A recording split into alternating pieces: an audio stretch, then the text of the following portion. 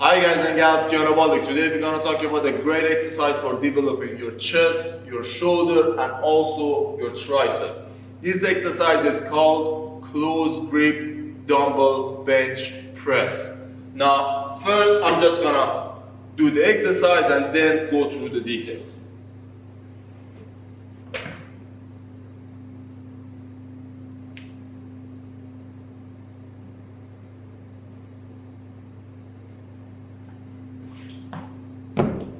Good. Now, as you saw, first, let's talk about everything step by step. Of course, you're not gonna use a lot of weight because this exercise is already hard and challenging because of the way you position yourself. So it's not gonna be as heavy as you do, for example, I don't know, dumbbell press. It's gonna be a little bit lighter. So bringing up the weight is going to be a lot easier, but still, if it's just hard for you to lift the weights off the ground, just put them in a deadlift position, stand up like a deadlift, bring them up on your knees, sit down, one leg up, and here, start, do the exercise. And for bringing it down, easily you come up and put them on the ground. Now for you to understand why this exercise is good for those three muscles, you have to understand the anatomy of those three muscles. So chest, tricep, shoulder. First we're gonna start with the chest. The chest muscle starts from here, so your collarbone, your sternum, comes here and a little bit lower and goes all the way to your arm bone or your humerus. And just by looking at the fibers, you don't need to know the specifics. Just by looking at the fibers, you can understand that the direction is like this. So what it mainly does is adducts the arm. So it adducts the arm and brings the arm closer to yourself, whether it's high, so from here to here, or from here to here. It just brings the arm closer to you. So you can just imagine by bringing the bicep closer to your chest, you're using your chest muscle. Now that was so far for the chest. The shoulder.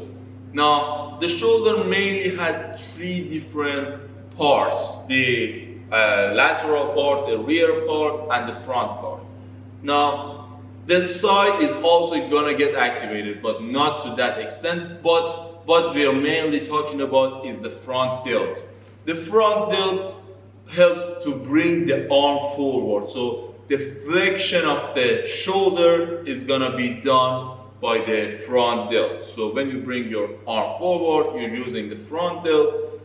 And that's what this exercise affects. We're gonna go to the details in a few seconds. But last one, the tricep. The tricep mainly does three things. First one is by extending the shoulder, so opposite of what the front delt does, by extending of the shoulder. Another thing is by again adducting the arm, so when you bring your arm closer to yourself, you're using the chest and you're also using the tricep. Another thing that the bicep does is extension of the elbow. So when your elbow is like this, when you do this, you're using the tricep. Now, let's first start with the tricep because it's a little bit tricky. Now, when you do this exercise,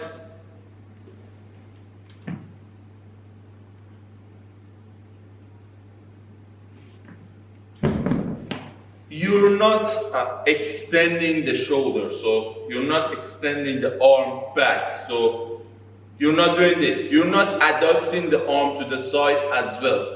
But as you notice, when you go down, when you want to come up, you're extending the elbow. So that's the part that this exercise affects the tricep. Now, at the same time, when you extend the elbow, you're also getting the help from the shoulder as well. So by flexing the shoulder, you're using the front delt. So tricep, shoulder. Now, a lot of people cannot feel their chest when they do this exercise. The reason is something that you have to understand mentally. It's not really visible when you see somebody do it, but you've got to understand that, again, as I said, adducting the arm. So when these things are close to each other, the only way that you can mentally use your chest is by thinking that you're trying to bring your biceps together. Of course, you're not gonna pass, but if you just grab the weight like this and bring it up, down, there is not gonna be that much activation in the chest.